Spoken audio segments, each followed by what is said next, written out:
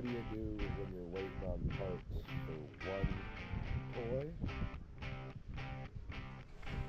Two toys waiting on parts. Oh, three toys waiting on parts.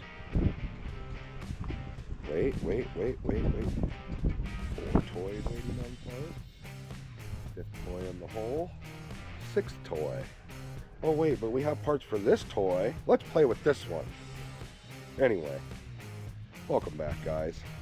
In case you're wondering, I do not get paid to play with toys. I don't get paid to do any of this. This is all out of pocket, and this is all fun. 100% us. Welcome back. Welcome to the channel. In case you're following this, go ahead and hit that like button and subscribe, please, because it's going to be a long journey.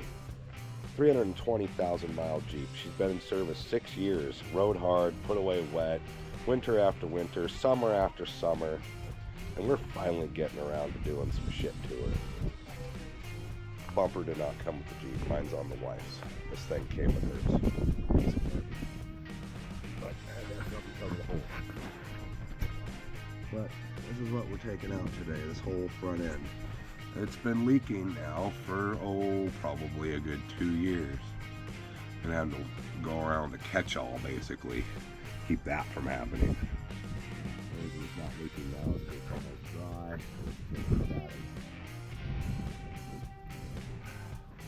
Anyway, we got the rear drive line on the ground, wrapped in a bag. We're waiting on gasoline, amongst one thing and other things, to make said tool.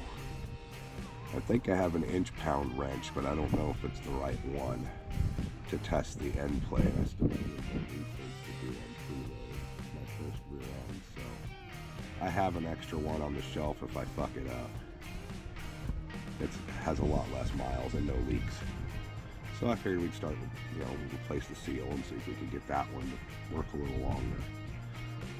If we break it, we break it.